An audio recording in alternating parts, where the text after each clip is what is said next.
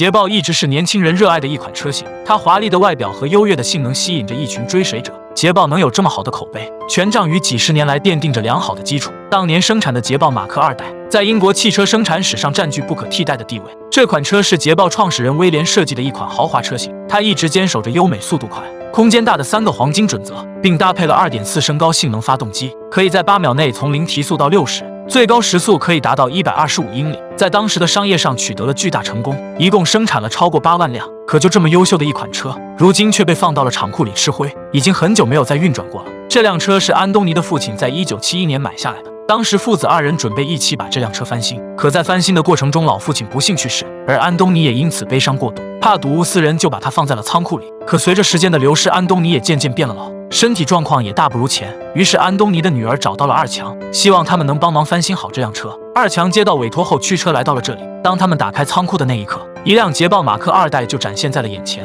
虽说保存的还算完好，可停放的时间过久，漆面已经出现了气泡和裂痕。可当小强来到车头时，发现这台车竟然是一个2.4升排量的发动机，应该是当时比较豪华的一个配置。当他尝试转动发动机时，发现是可以转动的，这就证明之前这辆车维护得很好。当小强了解了具体情况后，就把车子装到了拖车上，运回了车厂。车子一到车厂就把它架了起来，要对车底进行检查。没想到车底会比较严重一些，车体的边缘已经腐烂，连大梁也有不同程度的腐蚀，车身的漆面有很多的小气泡，甚至内饰的座椅也要拆解后重新包裹。从起初表面看着是可以挽救的车，现在看来要全部重新拆装翻新。决定好方案后，小强就准备先将发动机拆解下来。他们先把起升机推了过来，将发动机一点一点从机舱内调了出来。没想到一个2.4升的发动机居然这么大。当发动机被拆除后，车壳就被推去进行喷砂处理，而小强却要对发动机进行检查。他将上面的油底壳打开，里面存在了一层灰色的糊状物，这就是发动机轴承磨损残留的物质。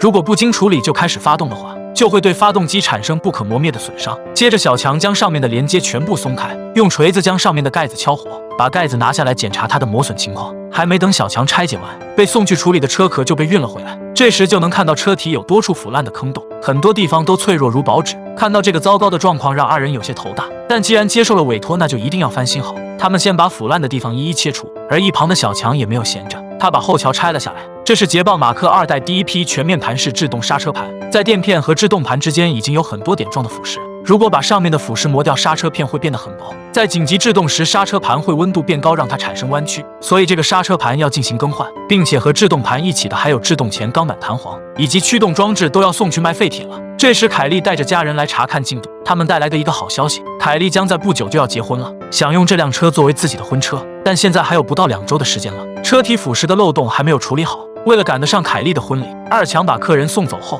就开始了如火如荼的赶工当中。他们将所有腐蚀的钣金切除，对锈迹进行打磨，并换上一个全新的金属板。这是一个繁琐又墨迹的工作，为了能更快地完成工作，大强找到了钣金大师戴夫帮忙。他准备把4个车门的钣金交给戴夫处理，老师傅就是老师傅。没过多久，大强就把手工制作的车门带了回来，他将多余的部分切除，然后将新板面小心地插到旧的面板下面。当你看到这时，就会想这样也不平呀，其实还得经过处理的。2人利用工具将铁板压成一个梯度，这样就能平滑地塞到另一块铁板的下面，使得拼接处更加的牢固。然后经过填充和磨平后，看起来就跟新的一样了。经过大家几天的努力，车子的翻新终于有了模样。在喷了一层底漆后，又给上面上了2层乳灰色面漆。当车漆风干后，员工们就对车子进行快速的组装，将废掉的零件一一换掉，能换新的全部换新。小强更是为了这台婚车能靠谱，决定将旧的化油器拆掉，换上现代的节气门，并配上电脑控制的喷油器，这样能更精准地计量燃油量和空气量比，让发动机无形中增加20马力以上。小强用电脑调试完成后，就开始尝试发动车子。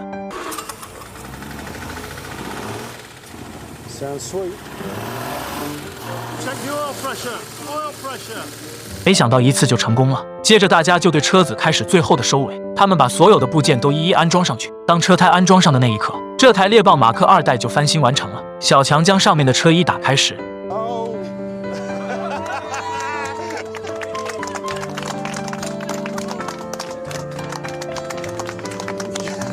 安东尼一眼就认出了这台车，以往的回忆全部涌上了心头，让他控制不住地流下了泪水。这辆捷豹承载了太多安东尼的故事，在他最后一次见到这辆车时，心中以为这辈子修复无期了。可如今生锈的板面全部修复，废旧的轮胎也焕然一新，摇身一变成为了为女儿打造的婚车。